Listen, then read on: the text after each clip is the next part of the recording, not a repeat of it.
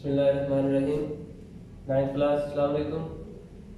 Biology में आज का हमारा लेक्चर कुरान और बायोलॉजी है। कुरान मजीद में अल्लाह ताला ने ज़िंदगी के बारे में बहुत सारे वाक़यात को बयान किया है, जिसमें इनके ज़िंदगी के मुख्तलिफ मदारिज, ज़िंदगी के बारे में मुख्तलिफ ग्रुपिंग और इसकी इब्तदा कैसे हुई, इसके मतलब मुख्तलिफ आयात हमारी रहनुमाई करती हैं।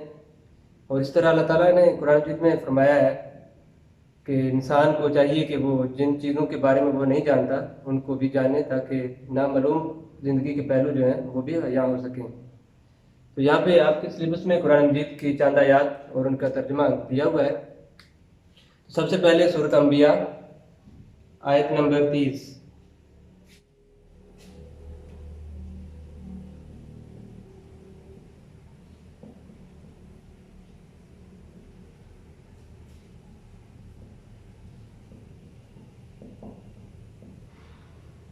सूरत अंबिया आयत नंबर 30 में अल्लाह ताला इरशाद फरमाता है, वजअलना मिनल माइ कुल्ला शैइन हय्यन।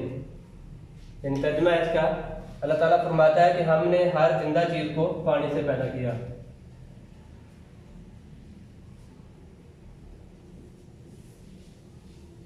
वजअलना और हमने बनाया, हमने पैदा किया।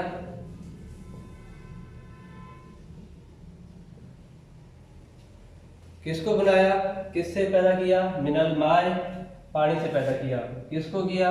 कुल्ला शैइन हय्यन, हर जिंदा चीज को पानी से पैदा किया।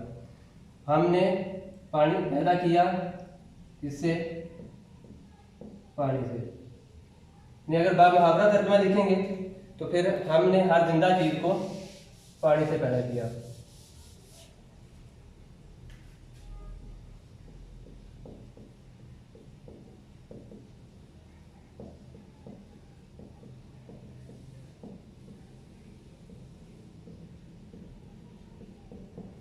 सूरत अंबिया में अल्लाह ताला फरमाता है कि हमने हर जिंदा चीज़ को पानी से पैदा किया। तो इससे पता चलता है कि हर जिंदगी, हर जानदार का जो बुनियाद है, जो बुनियादी पॉइंट है वो पानी है। यानी इंसान, जानवर, पौधे, सब जिंदा चीज़ जितनी भी हैं, हर एक की बुनियाद एक ही है और वो सब के सब पानी से पैदा किए गए हैं। इसी तरह अगर हम देखें तो पानी भी हमारी रोज़मर्रा ज़िंदगी में पानी बहुत अहमियत का अमल है। हमारे जिस्म में, हमारे सेल्स में, हत्ता कि हमारे सेल्स क्या 60 से 70% प्रोटोप्लाज्म जो है वो भी पानी पर ही मुश्तमिल है। यानी हमारे प्रोटोप्लाज्म में 60 से 70% पानी है। यानी पानी हमारे बॉडी में, हमारे जानदारों में सबसे ज़्यादा अहम है और सबसे ज़्यादा ही मिकदार में मौजूद है। इसी तरह अल्लाह ताला सूरत रहमान में इरशाद फरमाता है,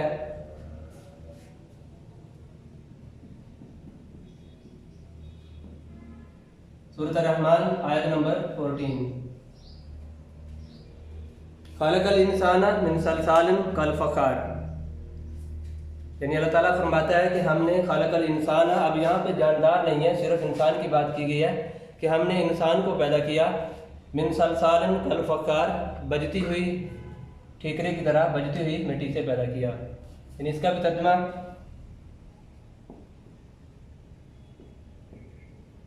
इंसान को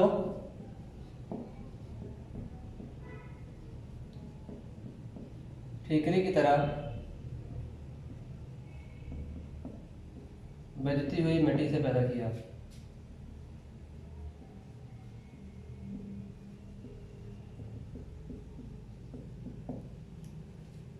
अब पहली आयत में पानी से मिसाल दी गई है और दूसरी आयत में सिर्फ इंसान की बात की गई है और उसको मिट्टी से पैदा किया गया। यानी पानी और मिट्टी दोनों से पैदा किया गया। इसी तरह सूरत अन-नूर में अल्लाह ताला इरशाद फरमाता है, इसकी भी आयत नंबर 14 है। इसमें अल्लाह ताला इंसान के पैदाइश के मुख्तलिफ मराहिल को बयान कर रहा है। यानी जानदारों की पैदाइश के मुख्तलिफ मराहिल को बयान कर रहा है। ख़ास तौर पर इंसान की पैदाइश है। इसमें सुम्मा खलकना नुतफ़ता अलक़ातन फ़खलकना ललक़ाता मुज़ग़तन फ़खलकना मुज़ग़ता इज़ामन फ़किस्वाना इज़ामा लहमन। यानी इसमें मुख्तलिफ मदारिज बयान किए गए हैं। इसका तर्जुमा, सुम्मा खलकना नुतफ़ाता अलक़ातन, यानी हमने इस नुतफ़ा को खून का लोथड़ा बनाया।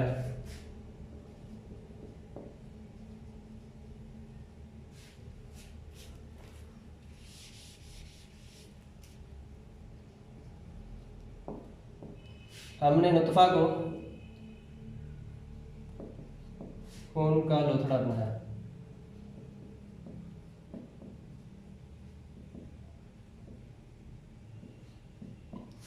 और इसके बाद फ़खलकना अलक़ाता मुज़ग़तन, और फिर इस लोथड़े को, खून के लोथड़े को गोश्त बनाया।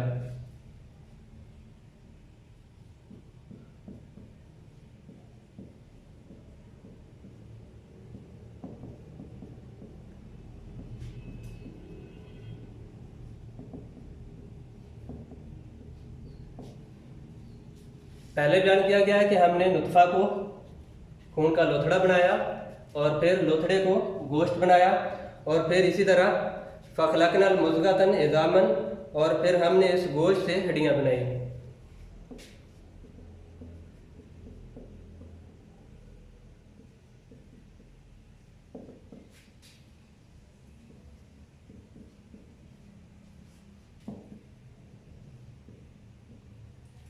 और उसके बाद फ़किस्वान अल-इज़ाम लहमन, और फिर हमने हड्डियों पर गोश्त चढ़ाया, या हमने हड्डियों को गोश्त बनाया।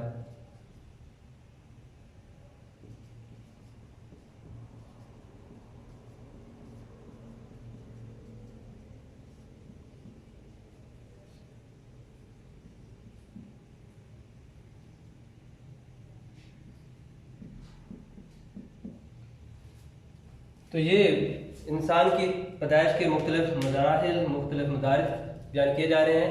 यानी सबसे पहले इंसान एक नुतफ़े को खून का लोथड़ा बनाया, फिर इस लोथड़े को, खून को गोश्त बनाया, और फिर इस गोश्त से हड्डियाँ बनाई और हड्डियों को गोश्त चढ़ाया। यानी ये मुख्तलिफ मदारिज बयान किए गए हैं, मुख्तलिफ स्टेप बयान किए गए हैं कि इंसान कैसे तख्लीक में आया, कैसे मर्द वजूद में आया, उसकी पैदाइश के किन मराहिल से गुजर कर ये आगे। इसी तरह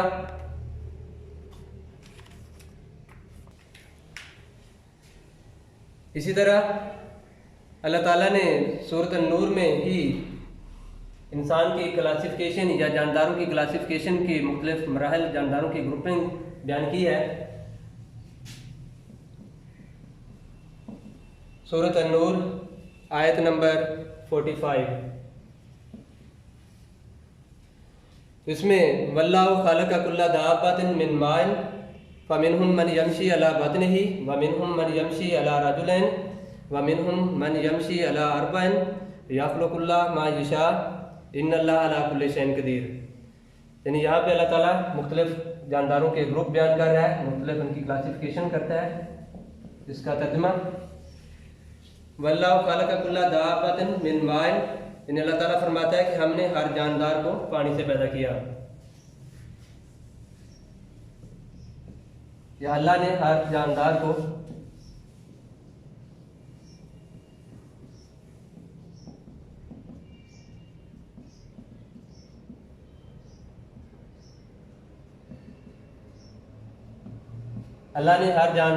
पानी से पैदा किया।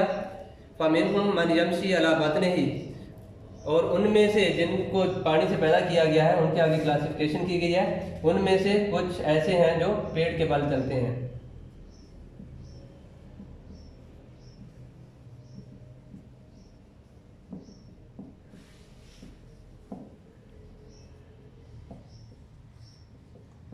यानी सूरत नूर में अल्लाह ताला ने इरशाद फरमाया कि अल्लाह ताला ने हर जानदार को पानी से पैदा किया। उनमें से कुछ पेट के बल चलते हैं और उनमें से कुछ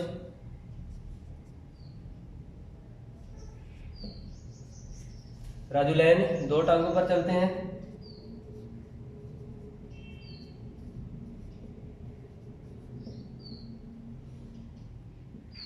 फमिनहुम मन यमशी अला अरबैन, और उनमें से कुछ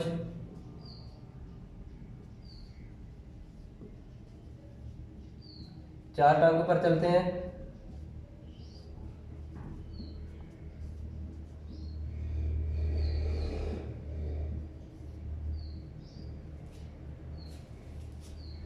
वल्लाह यखलुकुल्लाह मा यशा, अल्लाह जो चाहता है पैदा कर लेता है।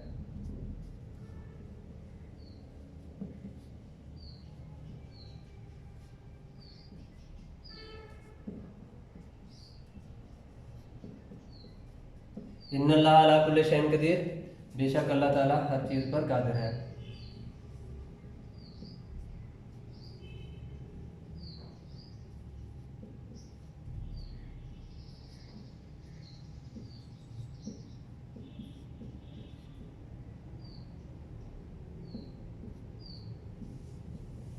यानी ये आयत हमें जानदारों के मुख्तलिफ ग्रुपों के बारे में बताती है। यानी सब जानदारों की इब्तिदा पानी से ही है, लेकिन कुछ पेट के बल चलते हैं, कुछ 2 टांगों पर चलने वाले हैं जैसे इंसान है, कुछ 4 टांगों पर जैसे चौपाए हैं, और अल्लाह जो चाहता है पैदा कर लेता है। बेशक अल्लाह ताला हर चीज़ पर कादिर है। तो इससे जानदारों की क्लासिफिकेशन, जानदारों के ग्रुपों के बारे में रहनुमाई मिलती है। तो ये था कुरान और बायोलॉजी, और इसके साथ मुसलमान साइंसदान।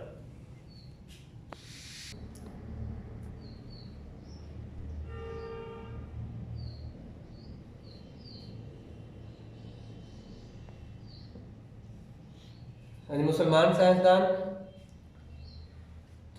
साइंसदान बेशुमार हैं जिन्होंने साइंस में गिराकदर खिदमात सर अंजाम दी हैं, लेकिन यहाँ पर बायोलॉजी में सिर्फ चंद साइंसदानों का खुलासा ही बयान किया गया है कि उन्होंने काम कौन कौन से किए हैं। जो उन्होंने जानवरों और पौधों के बारे में डिटेल बयान की है, उनका सिर्फ खुलासा बयान किया गया है, जिनमें जाबिर बिन हयान, अब्दुल मलिक अस्मा और अबू अली सीना है। सबसे पहले जाबिर बिन हयान है।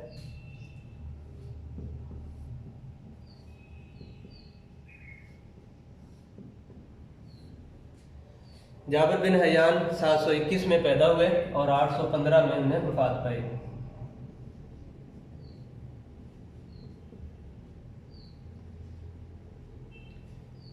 सात सौ इक्कीस में पैदा हुए और 815 में उन्हें वफात पाई। तो जाबिर बिन हयान ईरान में पैदा हुए।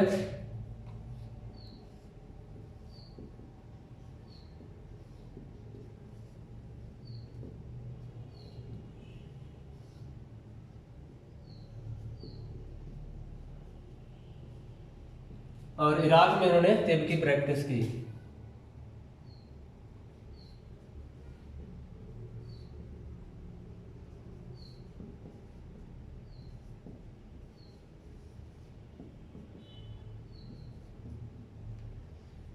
इसी जाबिर बिन हयान ने ही केमिस्ट्री में तजर्बाती इल्म की तहकीक का भी मुताला किया।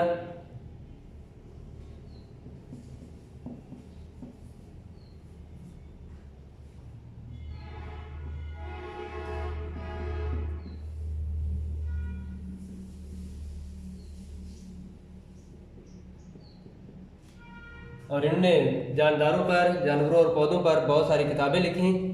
इनकी मशहूर किताबें अल नबातात,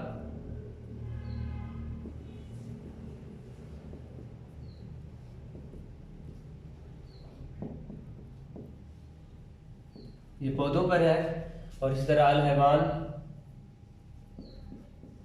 ये जानवरों पर है। इसके बाद दूसरे साइंसदान अब्दुल मलिक अस्मा।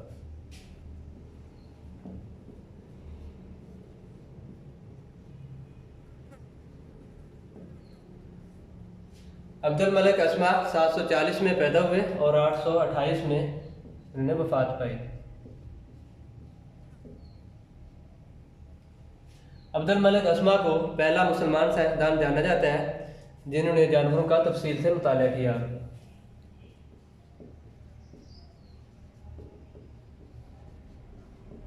इनको पहला मुसलमान साइंसदान माना जाता है जिसने जानवरों की तफसील बयान की।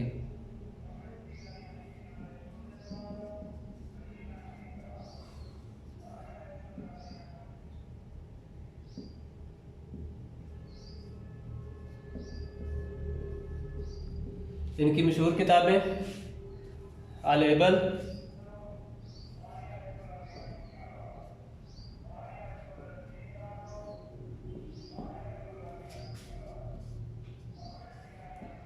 ऊँटों के मतलब है, इस तरह अल-खेल, घोड़े के मतलब है, अल-वहूश,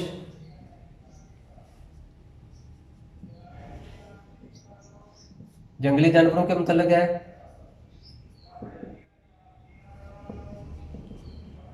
और इसी तरह खालकल इंसान,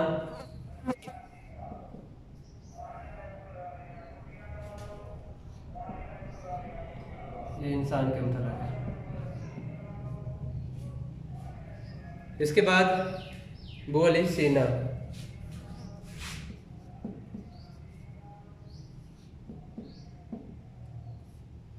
बोली सीना 980 में पैदा हुए और 1037 में उन्होंने वफात पाई। बोली सीना को तिब का बानी माना जाता है।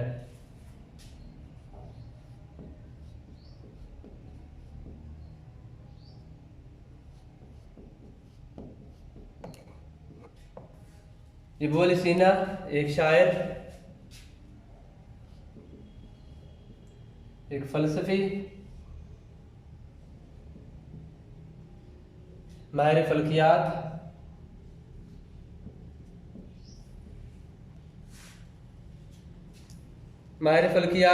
और एक तबीब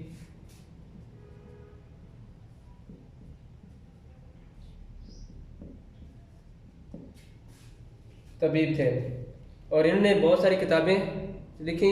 इनकी मशहूर किताब, इनको मगरब में या यूरोप में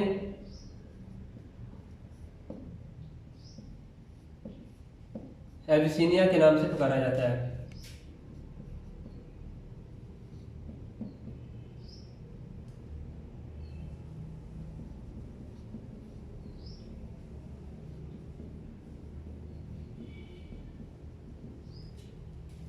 और इनकी मशहूर किताबें बेशुमार हैं, लेकिन सबसे ज़्यादा मशहूर किताब अल कानून फी तिब।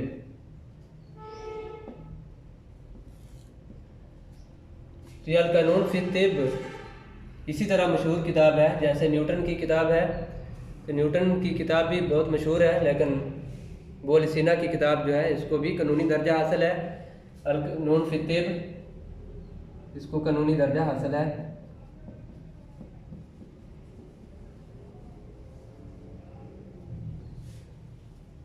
और पोलैंड में बोल सीना की तस्वीर डाक के टिकट पर भी जारी हुई।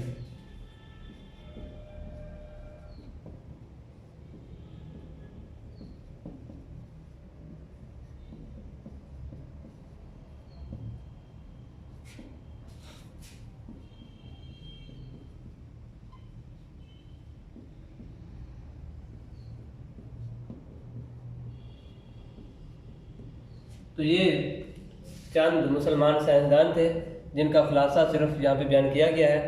तो आज का लेक्चर ख़त्म है। अल्लाह हाफिज़।